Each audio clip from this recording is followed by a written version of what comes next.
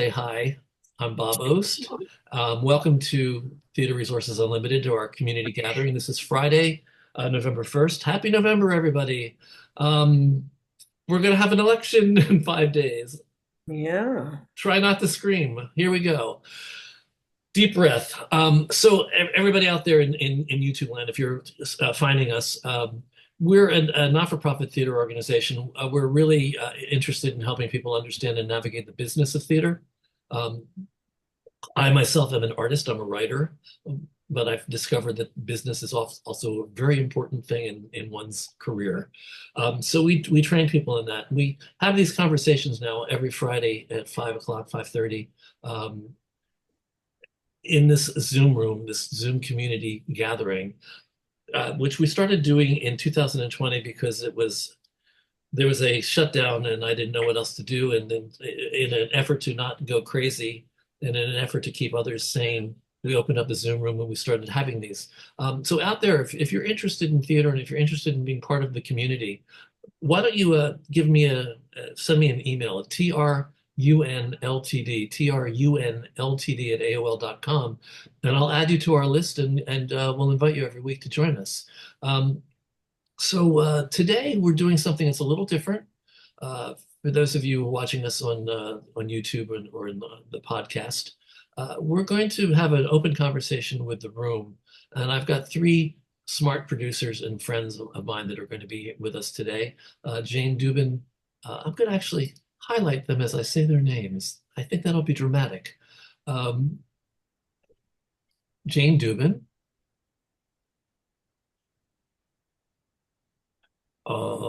R.K. Greene, and an old friend who I've reconnected with. I haven't seen Dani in years, but Dani Davis. So here we are, spotlighted. We're asking everybody in the room to keep their cameras on. So we're going to be having somewhat of a dialogue with the room rather than just having a interview conversation. So if you're out there and you found us and you're watching us, I hope you'll find this of interest. We're going to be talking about theater. Big surprise, huh? We're going to be talking about theater, and we're going to talk about, in particular, we're going to talk about how there's more theater than Broadway.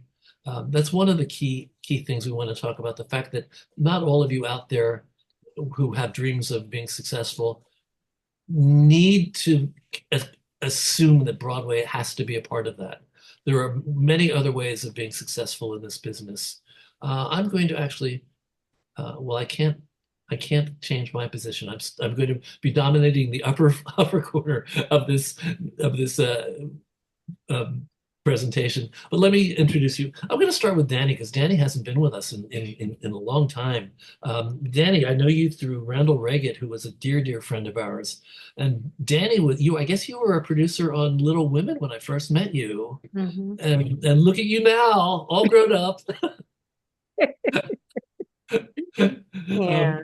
so tell us a little bit about what's been going on for you before we get to the questions. We've also, by the way, if you're watching us, we asked questions of the room before we started. So we have a lot of questions that we're going to be answering, Yeah. I don't want to take exploring. up I don't want to take up a lot of time. No, This you don't have to. conversation is so exciting to me because as I look to projects currently, whether as a producer or a director, I'm always looking for people who are thinking alternatively and thinking away from the monolithic structures that we've been working in with regard to that path to Broadway. There are so many other ways to create, to monetize, to explore and to feel really gratified as artists and creators and bring beautiful things into the world. So I'm just super excited to be here because that's what I'm doing these days. And I just want to also say that I knew you originally as a producer, but you're also a director and Yeah. you do other stuff. So give us a little background. Yes, so I've had the great good fortune to produce and direct over the last 20 years or so, and lots of beautiful new projects that I get to work on as a director and feel very gratified. In fact, just this week and just yesterday, we wrapped a really exciting new project called Grief Dialogues, which is produced by Elizabeth Coplan, who I know is a member here at TRU and a friend to Jane and a friend to you, Bob, and Mary and Elizabeth created this beautiful opportunity for us to explore something very unique. And yeah, so we just actually wrapped yesterday, really late last night. Okay, well, I'm glad to have you back. It's good. It's Glad good to to have you be back. back. Glad to be Um, back. Jane Dubin. Most people know you, but for the YouTube audience who may not know you, tell them a little bit about yourself. Um, a chance to be a star. Um, Yeah. Hi, everybody. I'm Jane Dubin. I am a commercial producer, having done nine co-producing roles on Broadway. Um, Dana H. Is This a Room? An American in Paris, Farinelli and the King, Peter and the Starcatcher with RK. Well, Farinelli and the King and Peter the Starcatcher with RK, and a bunch of others. Currently working on a play called Still, which we're bringing back off Broadway about what happens when you love someone but you hate the things they believe.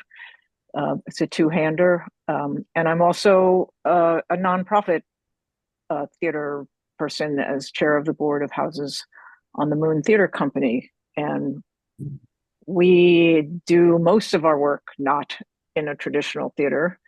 And I had the pleasure of seeing Dani's reinterpretation of Grief Dialogues, The Experience, this week, and that prompted her joining us today, so which is great. And I also teach the master class, the producer development mentorship program master class for TRU, where we talk a lot about there is life outside of Broadway.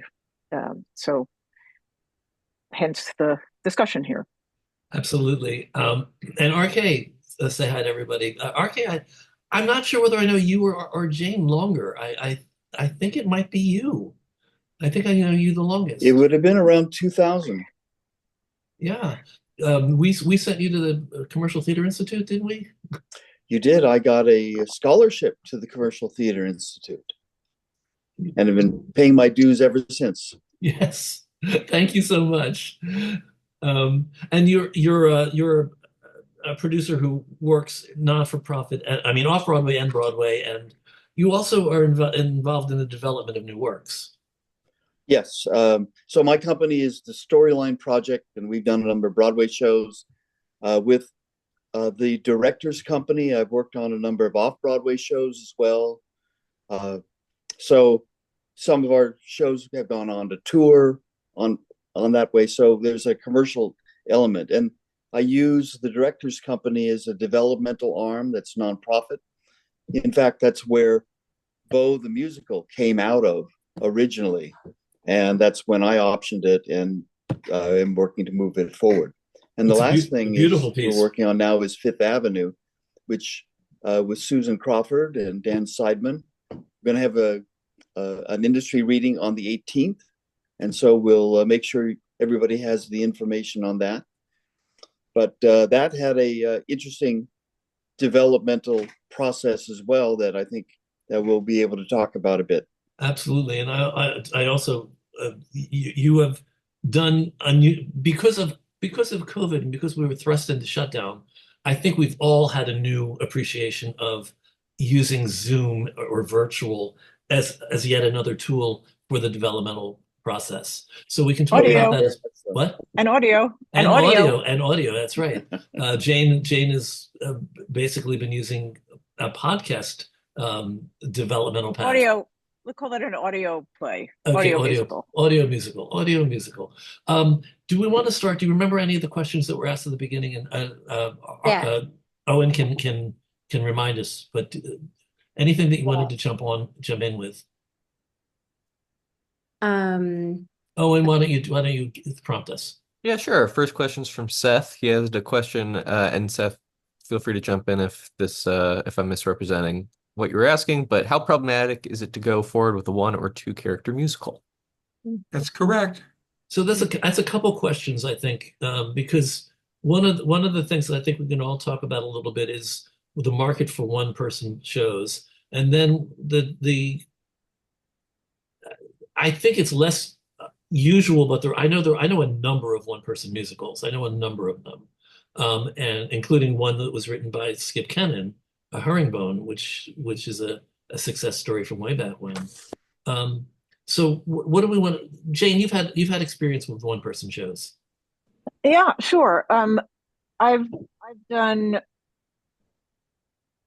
the co-producer on Anne, on which was on Broadway, which was a one-person show with Holland Taylor, which was a play. It was a 2+ hour play. And I've done About Ann Richards, for those of you about who Ann don't know. Richards, the former governor of Texas, last Democratic governor of Texas.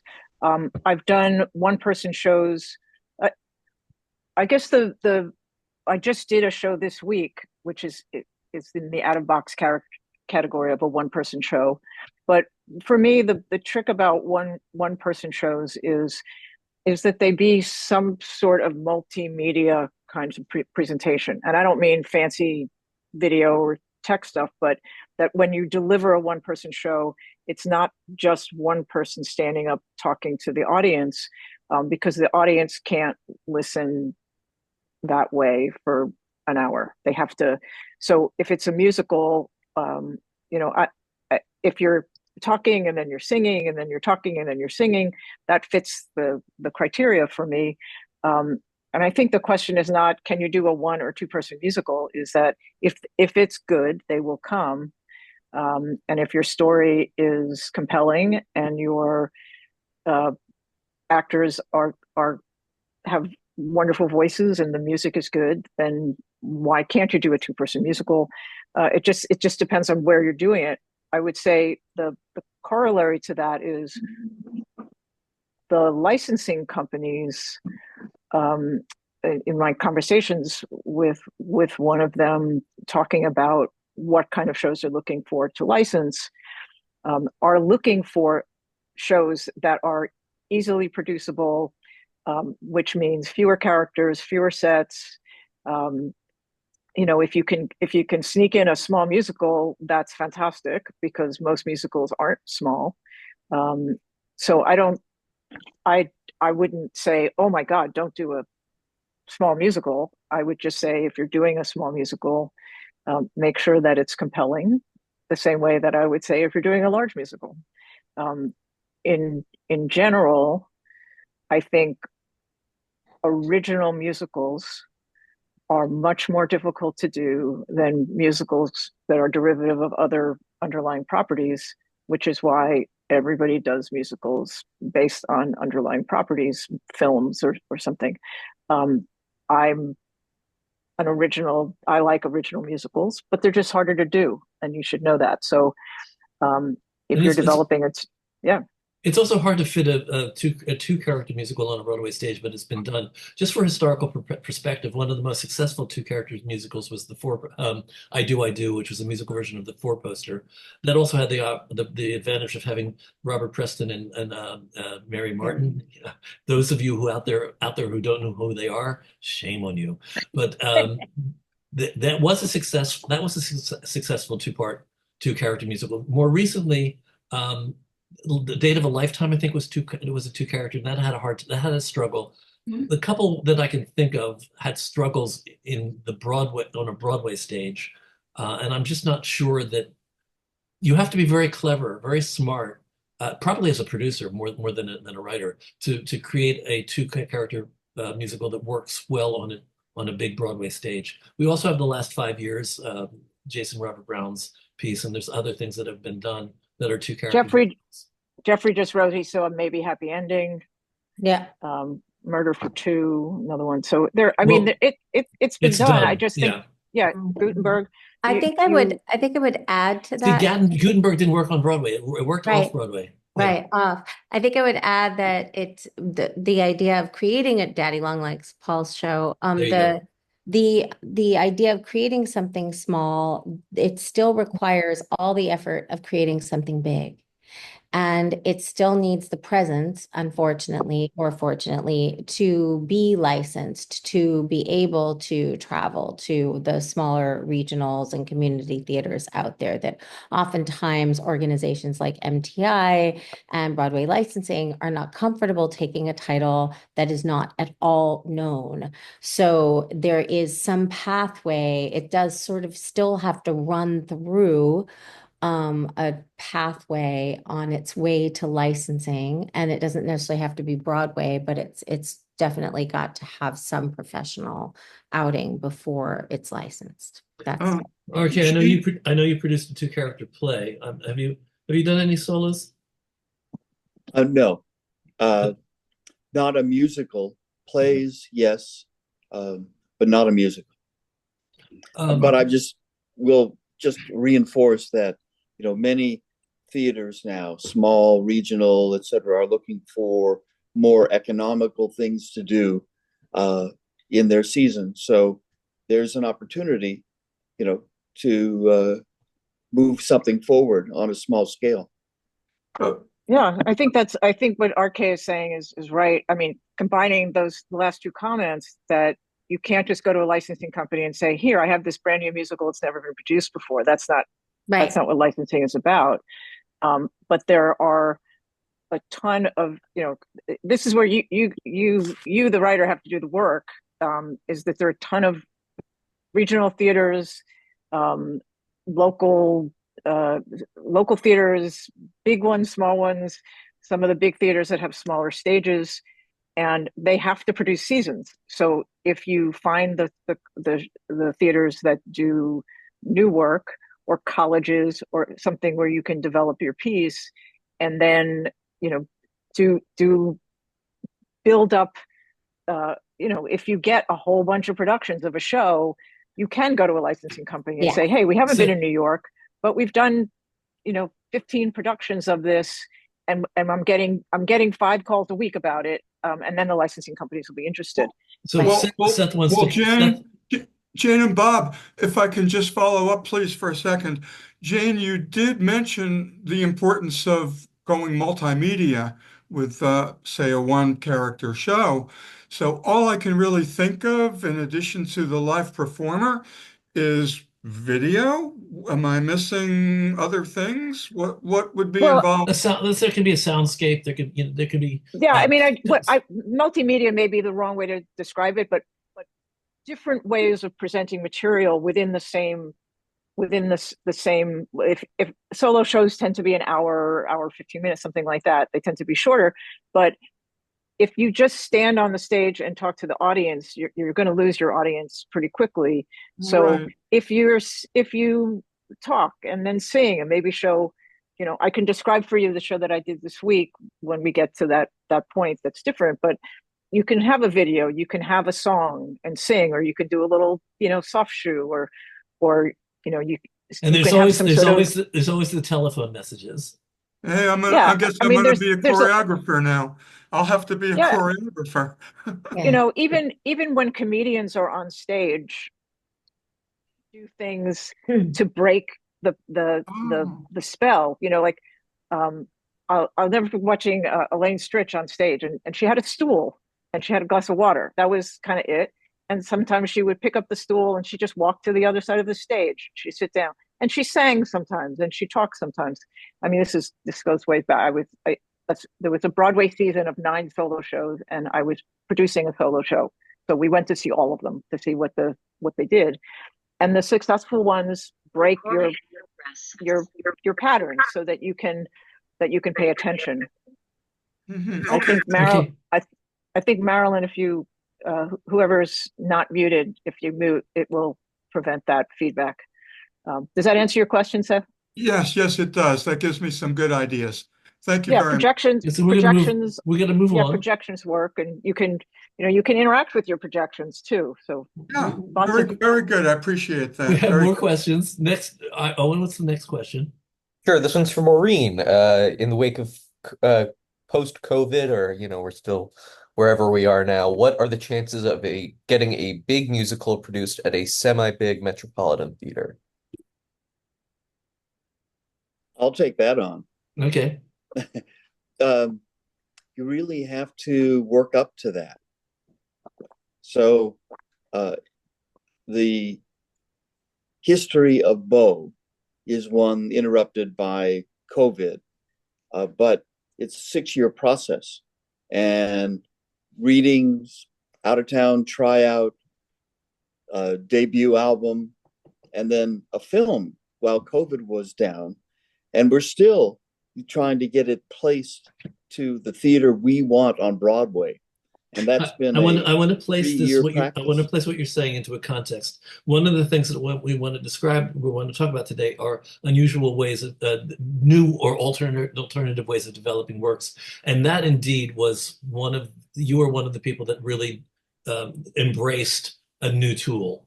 But we had some really wild ideas too. You know, we were going to put it on a truck, on a flatbed truck, and take it around to different campsites during COVID, things like that. But we made the movie, and it was a feature-length movie, which we are hoping to actually place, you know, on an Amazon, Netflix type of distribution as well.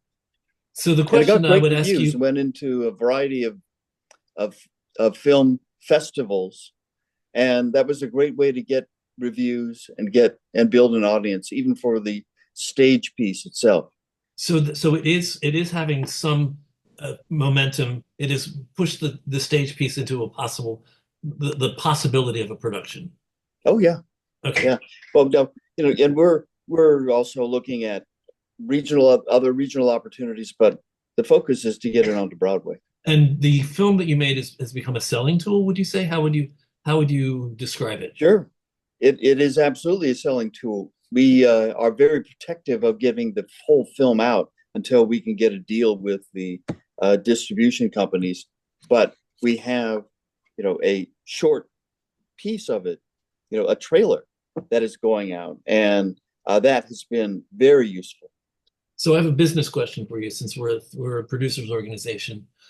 What happens to the budget that you use to make the film? Does that get rolled into the commercial production budget that you'll be doing eventually? In this instance, we've separated it, two different Okay. companies. And Yeah. the people that invested in the film, is there any kind of return for them or no? Well, we hope there is. You know, distribution is what would make that, but there is a crossover because there's a license deal between the stage production and the film, and so there's some money that would trickle down into the stage production should the film be successful. Okay. Yeah, I also, Bob, Cornelia Ravenel, yes, it's who you were talking about. Beau, correct. Yes, Jane. yeah, I just want to go back to the original question of how easy is it to get a large scale musical produced at a regional, and I would answer it in, so I mean, this, I'm not trying to be flip, but the answer is it's hard.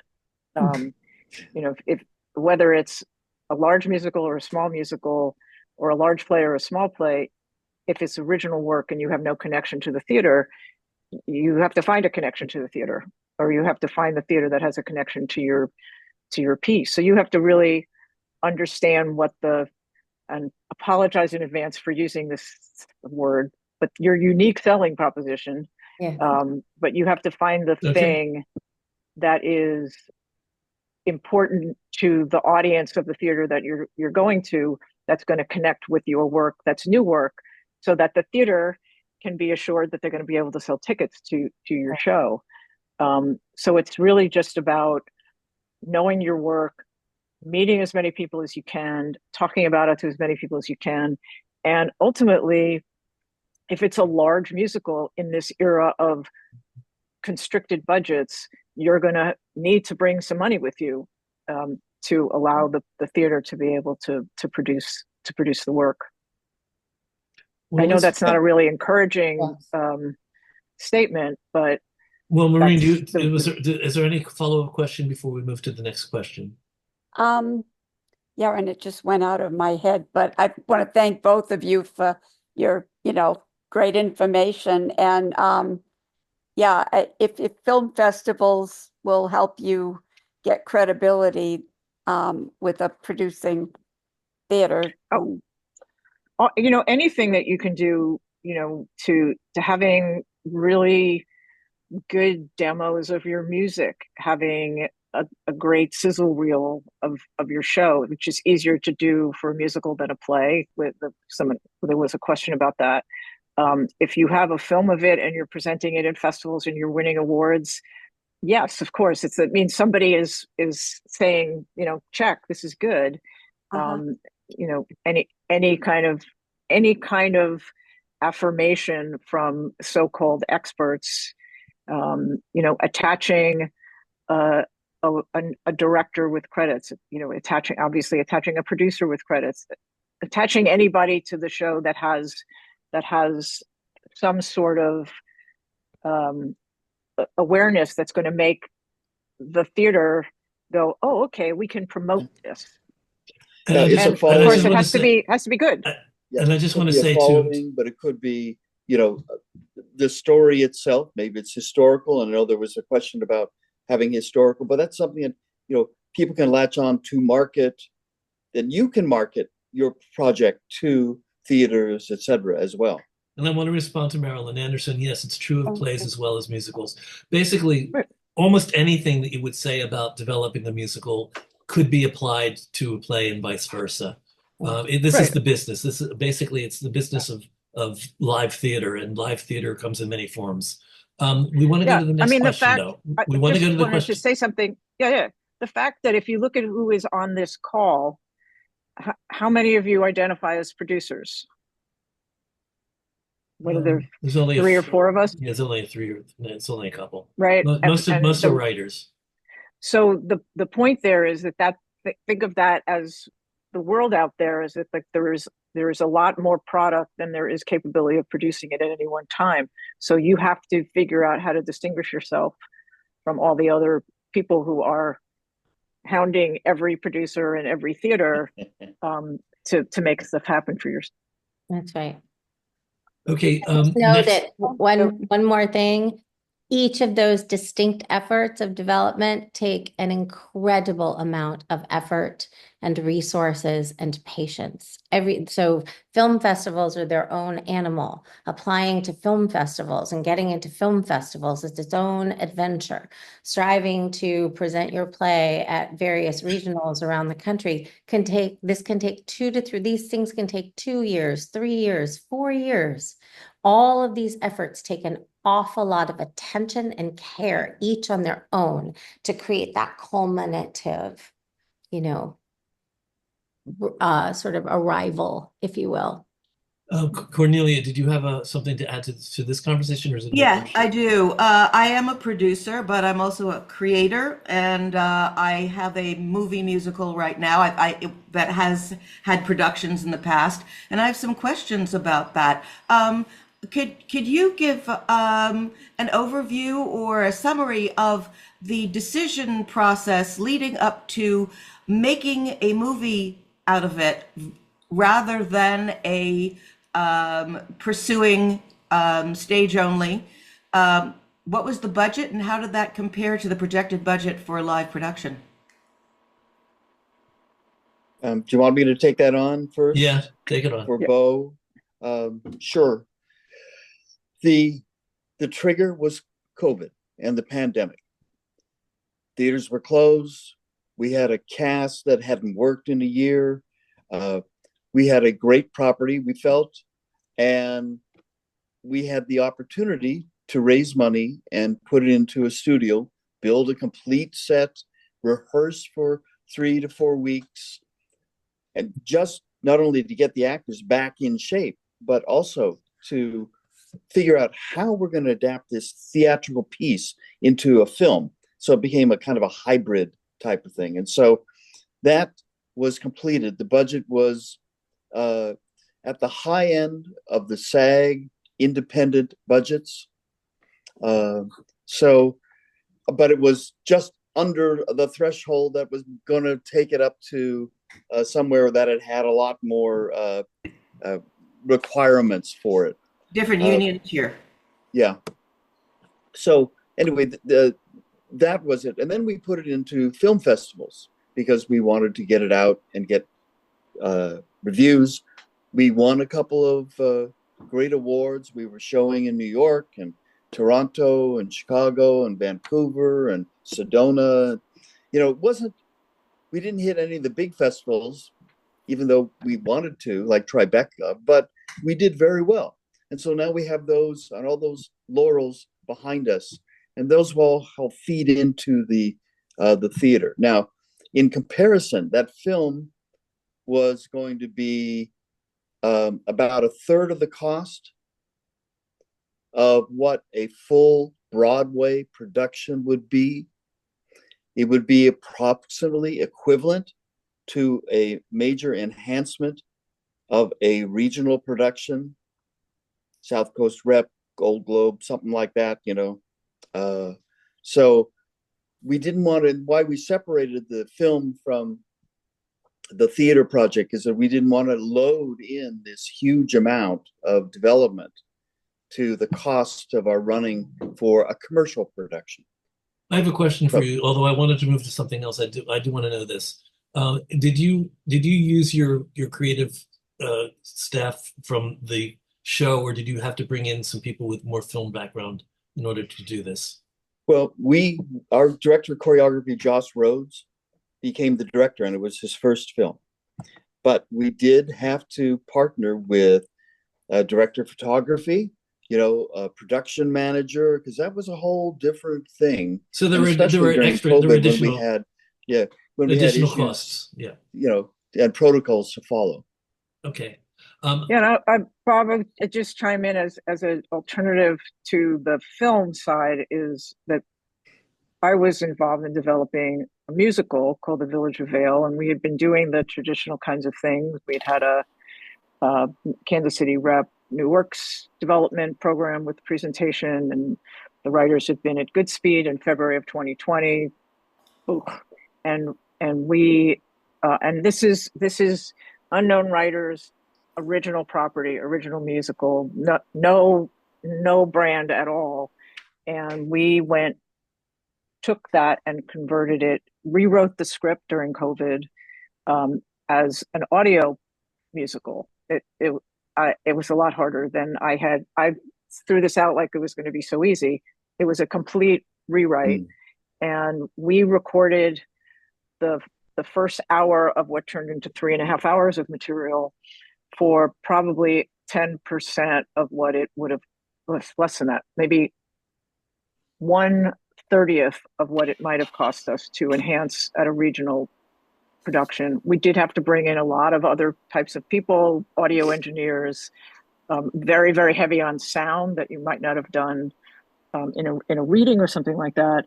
But we have music that's been mixed and mastered. We have an hour of material that's incredibly, it's professionally produced. It's amazing. And to our case point about using it as a marketing tool, it is what we've been doing. It's a way of saying, here, listen, which is the name of a song. Here, here's the tenor of the show. And we are now in the process of rewriting the show back to a 2-hour piece, because we'll be doing a series of concerts for the show next year.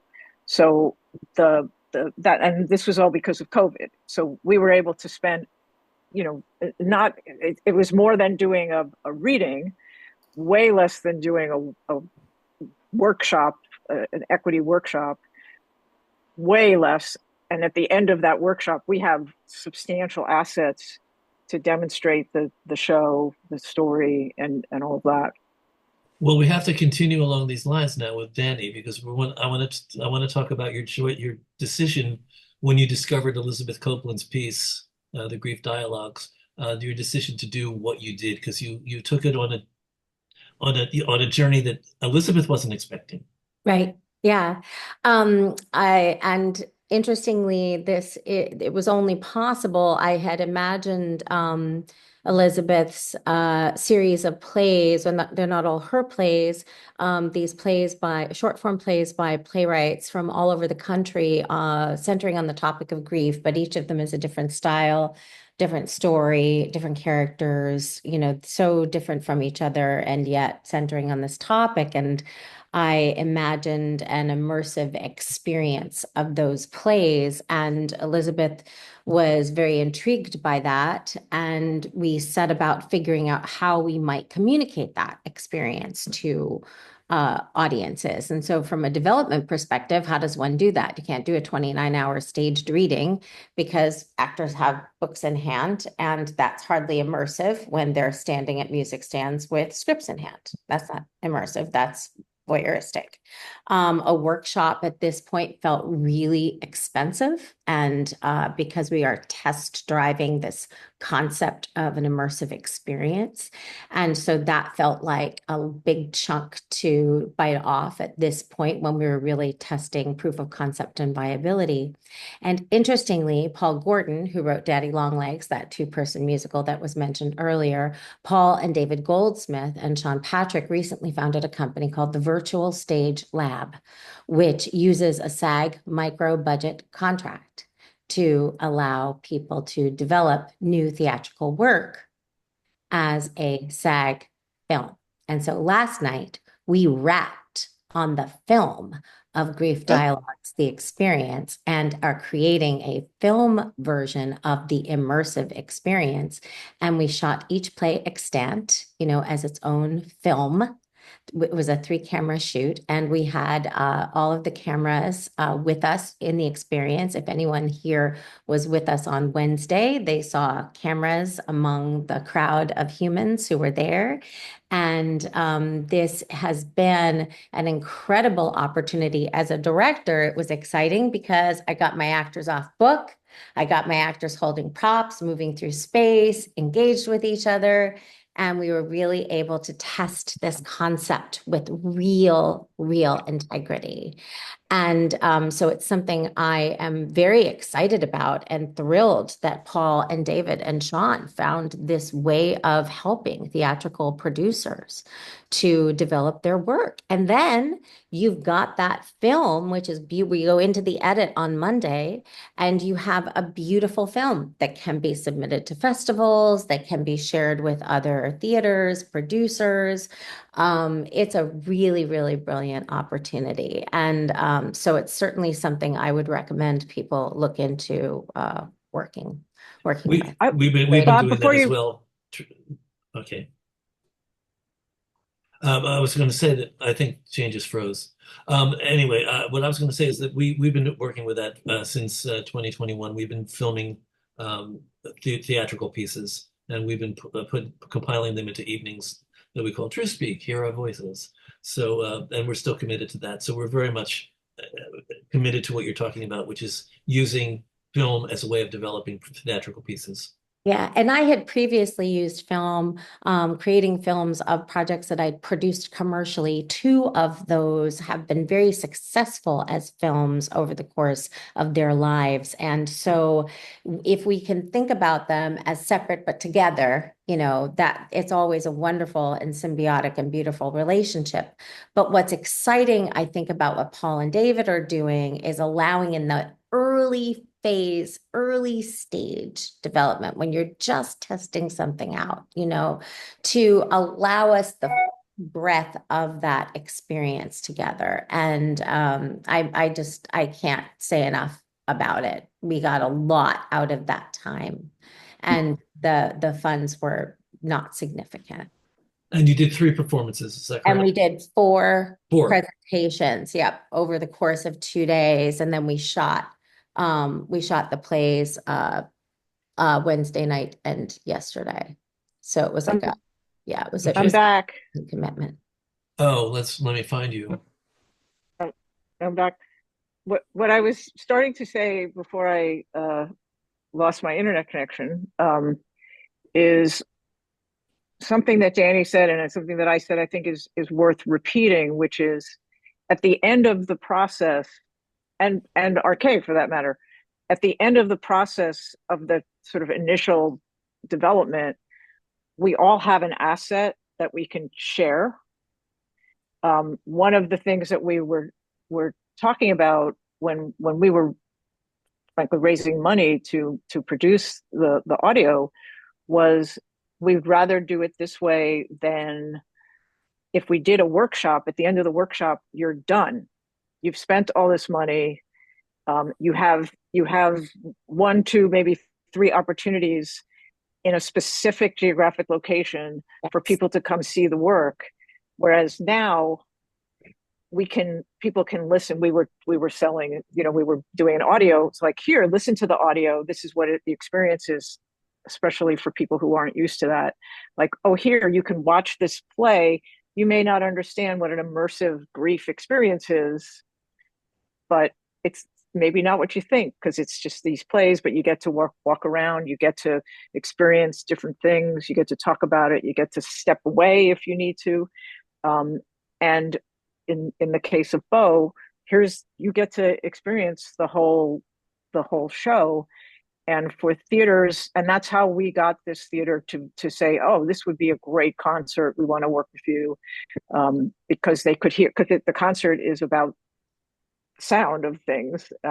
So yeah, I think that's something that gets lost when you're spending all this money. You want to have something at the end of it that you can utilize. Yes. Jeff Daly wants to know, are the movies you're producing movies of the plays or movies about producing the plays? I think they're movies of the plays. Or is yours? In our case, no, they're films. They're not, they're not just, putting up a camera and shooting the play. They are films themselves. As RK did with Beau, the integrity of the piece as a film, is also super important. This relates to what I think, who else was asking? It was somebody else was asking, I think it was Catherine. Have you ever thought about using a documentary about the process that you're going through? Have you ever created a documentary about the process? And I think for the moment, the answer is no. I think that you just you've had enough to do just filming and creating these permanent pieces of sellable material about your works. Deborah Hanson, comment, you have a raised hand. Is this relate to what we're talking about now? Yeah, I think so. Yeah, Okay. I think I did exactly that. I produced a show in New York City. We had a 7-camera shoot, and then I took it away for a year and added orchestration to it because it had just been piano, and then I realized, oh my God, did I just shoot myself in the foot? Because if I send this to theaters, they're going to expect that it's going to sound like this with full orchestra rather than the film. If I had just, so I'd like to get a reality check on that.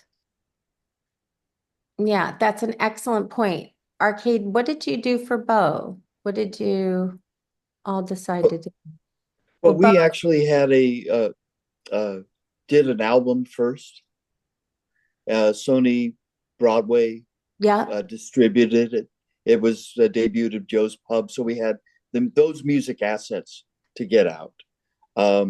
With the movie, it was, again, a response to the pandemic that we pushed that out, and we were able to finance it and now use it not only in our trailer but also to show other producers and theaters as well. And I don't think anyone is concerned that because this film is not out yet, that it's going to, erode any sort of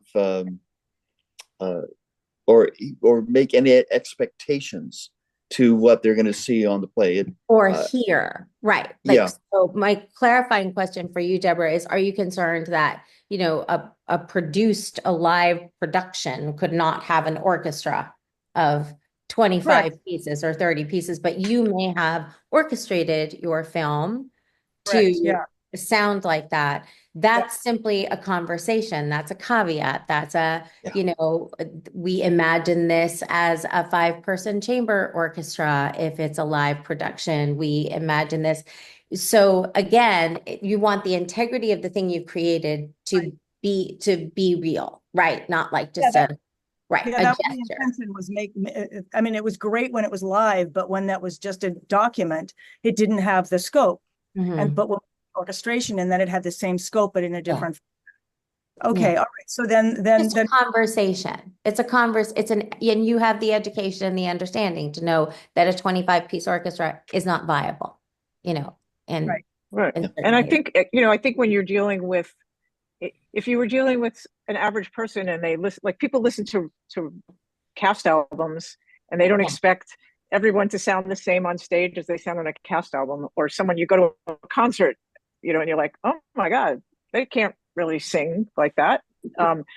But if you're talking to a theater person and you're presenting them with a fully mixed and mastered, fully orchestrated piece, they're going to understand that that's not what they can do on their stage, unless they can. So unless they can. But I think you want to make. I mean, in my humble opinion, I may not be other people may feel differently, but I think when you're trying to market yourself, you want to present the best that you can present.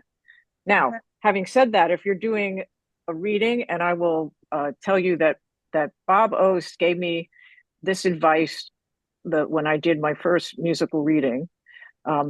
If this is your first up of a reading, you don't necessarily want to present a 10-piece ensemble with fully orchestrated, because then people are going to say, wow, this wasn't that great for something that's gone this far. A piano, first of all, it costs more, right? You have to orchestrate it, you have to copy, you have to have all these musicians, but also it sounds like it's finished if you've gone to all that trouble. So if you're presenting something for the first time and you just want to get people like, hey, we're doing this for the first time, here's who it is. You have a guy, you have someone on a piano and you do your presentation, and then people can judge it that way and not judge it as a finished piece. And they can use their imaginations and So participate. I'm hearing to really think about what I'm representing by whatever it is that I'm sending, and making whatever I'm representing, the thing that I'm sending represents that. That's what I'm hearing from what everybody's saying. I want to move back to Owen. Owen, what other questions were asked before we started? Sure, we had a question from Ellen, who's writing a full-length historical monologue and wanted opinions on that. That may be something that she wants to talk about more specifically. This would tie back into what we were talking about earlier with one-person shows. Yes, I'm sorry, go ahead. Did I jump on you? So would you say, the length should not be more than 75 minutes or 80 minutes for a monologue, for a full-length monologue? Can I quote Edward Albee? Yes, please. A play should be whatever length it needs to be. Yes. Okay. But in the thinking of an audience, like, was anybody bored when Vanessa Redgrave did the Year of Magical Thinking? I don't think so. But if somebody who isn't Vanessa, and it was 90 minutes. Well, Shirley Valentine was 2 hours. It was, but she's well, it's the acting, yeah. Anne was over 2 hours with an intermission. Yes, but they also, but again, I think the length, a good play that's 3 hours goes by like this, and a bad play that's 20 minutes is like, you want to, oh dear, whatever. But I think the same thing, whether it's a historical play or a comedy, whatever it is. I think if somebody is standing on the stage and giving a monologue, it has to be theatrical. Yes. I just would. I'm the guy that always tells people to have realistic expectations and to understand what a producer can do and can't do. However, when you're going into the creative process and you're sitting down to write your play, write your play. Yeah. And people will help you afterwards. They'll say it's too long, or that's okay. Just and get it also down. It depends on where you want this play to be. Right. A strict an hour-long monologue about the Statue of Liberty may not be fascinating to a Broadway audience that has become used to so many bells and whistles, but it might be very cool at a museum that talks about monuments of America kind of Yeah. thing. Yeah. So I think you know, whatever play it is that you want to write it, and then you figure out, oh, this is what I have. That's interesting. But don't be surprised if you write a 90-minute monologue that's just a monologue, if people don't jump up and down and say, Yes. "Oh, great, I want to," I want 90 either I minutes, want yeah. to produce it or I want to Run see from it. it. Yeah. Yeah, because it Right. has to be. I ran a reading series. It was earlier on, and I wasn't quite as sophisticated perhaps as I am now. And two of us read this play and was like, "Oh my God, this is so incredible!" And the two directors that were part of the final committee went, "But it's not theatrical. We can't even see how you would Well, put this on the stage." what does And that though and mean? Something being that, theatrical? Well, that's a very difficult Yeah. question, but some things read very well, and Yeah. and they don't necessarily play very well. Yeah. Yeah. Theatrical would imply that there's something dramatic happening on stage, that there's interaction, that there are subtexts and agendas, and people are trying to achieve things with each other. Something's happening on stage. A friend of mine who's no longer with us, Diana Amsterdam, taught playwriting and dramaturgy, and she used to talk about events. Do things happen? Are there events that happen in your play? Then there are pieces that do read very beautifully. I think that back to Edward Albee, who I love Edward Albee. I read all over, and I just was wrecked by it. I think it's probably a very difficult play to produce, to get on stage. But it was Edward Albee, so he didn't have to worry about that. It was up there, and Colleen Dewars was doing it.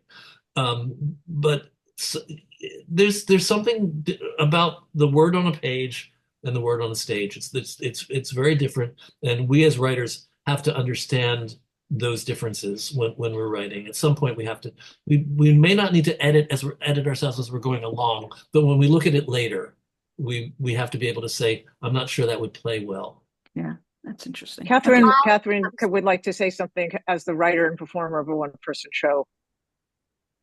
Hi. I think for me, one of the most important things as creating a one-person show is that it's not a one-person show. It takes a whole team of people that you're working with, a dramaturg, a director, and also getting input while you're in the creative process, as you're writing it, and then firing the writer and moving into yourself as the actor, and having your director and your producer and your dramaturg and your whole team, just as you would with a multi-person show. And you're constantly having to have all these other aspects of yourself take a seat in the corner, so that you can then be the people that you need to be, while you're playing all these other characters. Can I add something? Only because I have strong feelings about one-person shows, and they may not all be accurate very feelings. difficult. What? But I mean, one of the two things that I just want to say. First of all, you have to make a choice as a writer. Why is this character telling this story? And then you have to make a choice as a writer: is what is the purpose of the audience? What is the role of the audience? Absolutely. So those are two things And to you keep have in mind. and clarity. I mean, I have 15 characters in mind, and it's all wrapped around music. And the music never stops, so there's no break.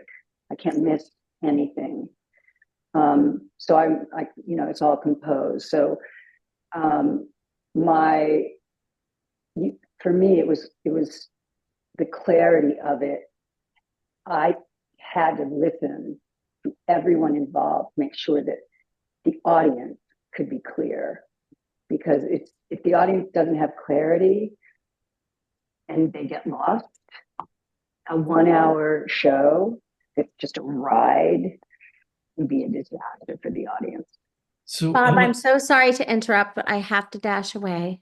Oh, But no.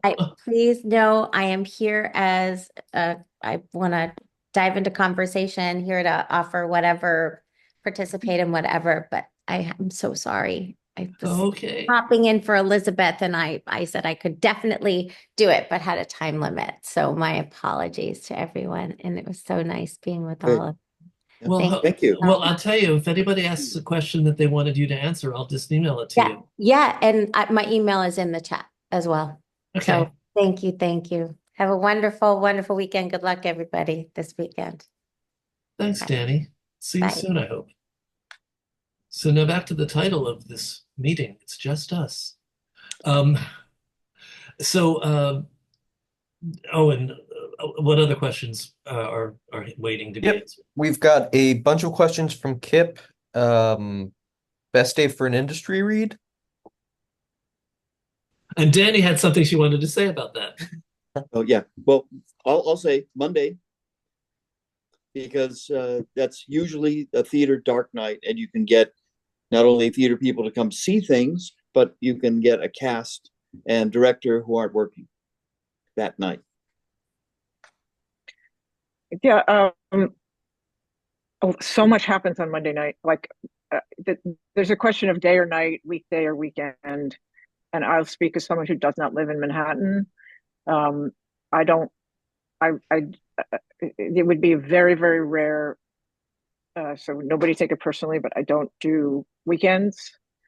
And if you're going to do an evening, you should also do an afternoon, because for a lot of people, this is their job. So they want to be doing it during business hours. But I would start with, who is it that you want to be at this reading, and who do you want in the show? If they're in a show, I mean, one of the problems though is you're in a show and you do a Monday reading, you have to have, Saturday, Sunday shows. So start with, who do you want there, and when is it the best time for them? Try to do more than one so that you can accommodate evening and day. I'll just say with Fifth Avenue, which is coming up. Well, with Fifth Avenue that's coming up, we're having a Monday night. It's in Manhattan, and it's going to be a 3 and a 7 o'clock. So we have 2 shows on the same day. We save a little bit. We don't have to have 2 days rental of the rehearsal studio. And it's also when the actors, and we searched our actors before scheduling, and everybody was available on Monday. So there we were. That's ultimately the answer. When are people available? Yeah. Next question from Kip. Sure thing. What are the keys to a good sizzle reel for a play?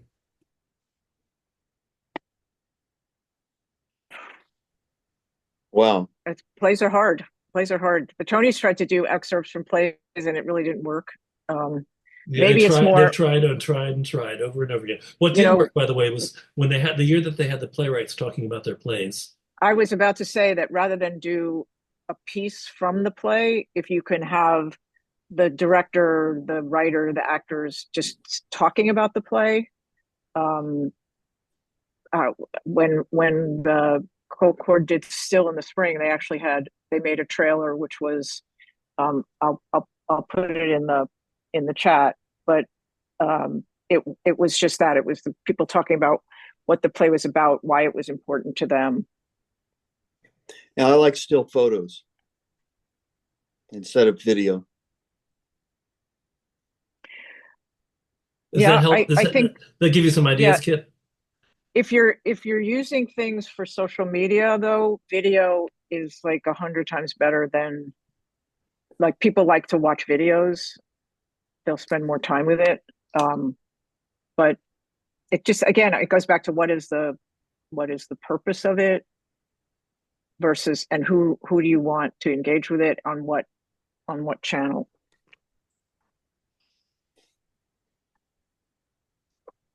Okay, what's the next question? It's the third one from Kip, I know. Yeah, he asked about non-equity casts and digital marketing. I'm not quite, Kip, transcribing it, yeah. Kip, give us your question. I'm going to bring you in so you can actually ask your question. I don't think he's here. I think he had to go. Oh, he's not here anymore. So yeah. Next question. My point on non-equity actors, get the best talent you can. For what you can afford to pay. Every actor was non-equity at some point, And then for digital marketing, well, you really have to reach out all various ways. But I take Jane's point that says, what's your audience? Who's going to respond to it? And find the channels that would be best suiting that. Okay, next question. We're only going to answer questions for people that are still in the room, though. Sure. This is from Maryland. Is it worth it to enter competitions and film festivals? Yeah, I mean, if you have a film, you can enter a film festival. I meant theater festivals, not film festivals. I know about film festivals, but I meant theater festivals. Well, I have a couple of thoughts about that. One is when you're entering whatever competition you're entering, there are people who are reading the play. Whether you win, place, or show in that competition, you're exposing your play to a certain number of people. If you win or have like honorable mention, then you start building a resume for your piece. And we talked about this earlier. It means that someone other than you is saying, this is a good play, right? So, I don't see any downside to it other than like, this is the work that playwrights have to do to get their work noticed, right? Yeah. Enter competitions, don't put your play in a competition that's for Mrs. musicals. Don't do an adaptation of a movie for some place that looks for original stories. Like, make sure you read the guidelines, submit as they ask. You'd be surprised at how that doesn't, because people can get a sense of like sometimes theater people want to know, like, why do you think this play is a fit for my theater? If you're doing individual submissions, I mean, if it's a competition, they have like, fill this out, send this in, whatever. But, to have that in mind, like, you don't want to waste your time. If, he's not, he left as well, but there was a gentleman on here before who is sort of the master of, he submits, he has a spreadsheet and submits and, is getting all these productions at community theaters and all over the place. And, that's great because you build a resume for the piece. Yeah, it looks great to say you have 630 productions of your plays. What is your hesitation about festivals, Marilyn? Just curious. Oh, you're muted. You're muted. You're muted. You're muted.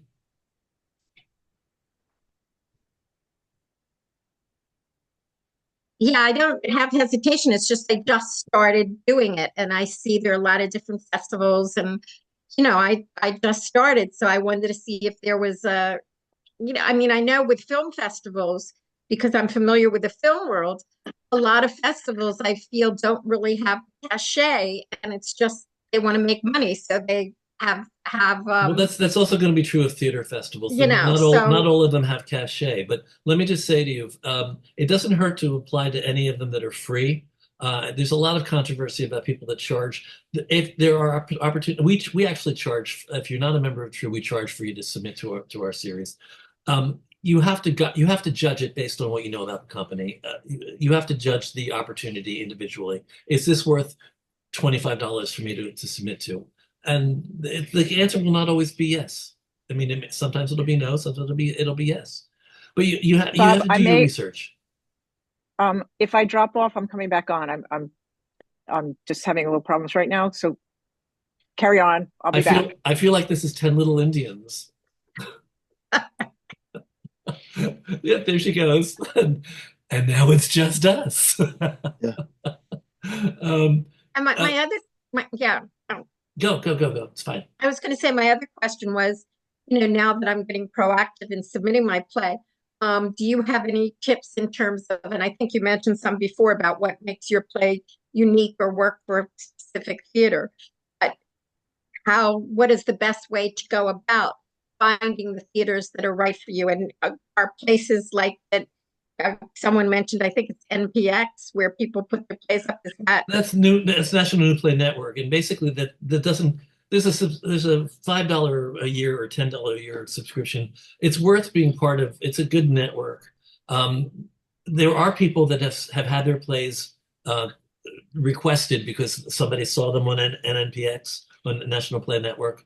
So it definitely is worth looking into. I have some of my, not all. I've never had the time to put all of my plays on there, but I have some of them up there. Yeah, I think the best way is to make a relationship with the theater, with the artistic people, etc. And that's a long-term strategy sometimes. As a playwright, I just want to That's the say best that way to doesn't approach apply. it. That And doesn't you can apply to look for the theaters festivals. that might fit your project and then look to make that relationship happen. I'm gonna, as a playwright, I'm gonna contradict you a little bit. There is no relationship building when you're submitting to festivals and play I will competitions. Bob, as a producer, I will disagree with you that Well, there is some advantage there's an to advantage if having. you're trying to get into the company itself, but they have people that are reading their plays, and usually they're being read blind, Jane. So it really, No, I I understand that, strongly but there disagree with is. you. Okay, we will agree to disagree, but there are certain situations where having a prior relationship will provide an advantage. There are some That's cheating. competitions. It is, well, it's not, it, Don't tell me if you want to say that. you're shriveling my soul. No, I don't want to. I don't want to tell her that. Okay. It's true. It's absolutely true when you're trying to develop a relationship with a theater company because you want them to produce you, but not for a play competition. Yeah, and the other question was like my piece is, historical, and it takes place in Chicago about my wives. And so I would love to get it to a theater in Chicago, but not being from Chicago, I don't know which are of course I know about Steppenwolf and the Goodman and the real top theaters, but I don't know which of the other small theaters in Chicago are a good place to start. So how do you The find only way out which it's ones are research. good? This is the homework we have to do. Mr. Google. Yeah. Yeah. Well, another Theater thing to communication try is groups has a. go to the theater communications group. They have a membership of theaters all around the country, and they list the artistic director, contact information, etc. And that's one place to start. And you can just say, okay, look at Chicago. What is the name of that organization? Theater Communications Group. TCG.org. TCGs. TCG.org. Right. And also, like, look at this room. There are, I don't know how many playwrights in this room.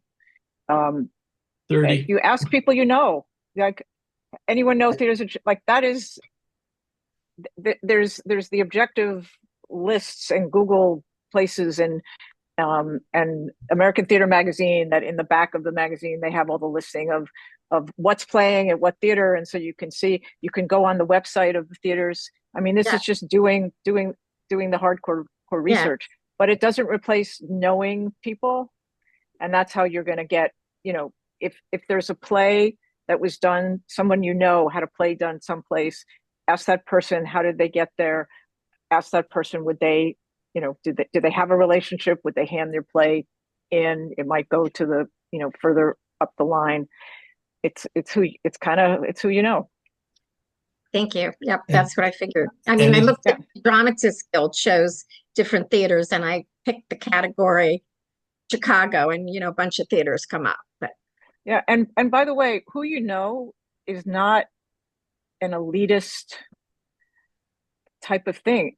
Anybody can figure out how to get to know people. Like, it's just work. And I'm going to give kudos to TRU again. Was early on in my career, I went to a panel that was run. I assume Bob ran it. It was a group of a couple of people from the mentorship program that I was part of, and the panel was getting your first production into a regional theater. And when I listened to how they made the initial connection, I thought, like, one case, it was like, well, my roommate's old whatever became managing director of this theater, and a play dropped out, so he contacted me. And, there was all those kinds of, coincidental connections. And my initial reaction. Oh, we lost her She again. goes again. There she goes again. So, Owen, Okay, next. what other questions are there? And are there any people who are currently in the room? Please do a virtual hand raise if there's something that you want to ask, because we're really almost out of time right now. Owen? Did Owen leave?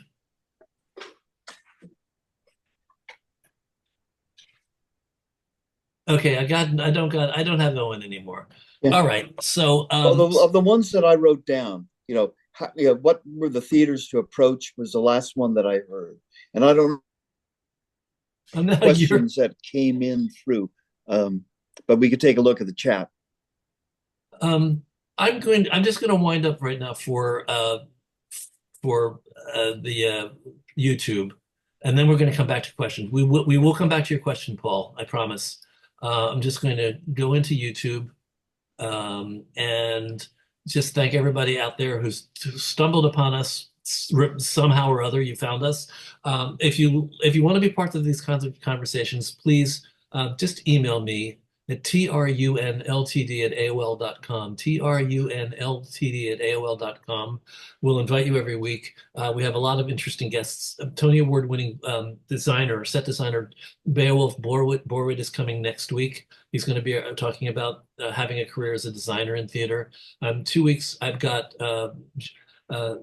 Jamila Ponton Bragg, who is a Black woman who has a company that's dedicated to creating works for, by, and about women.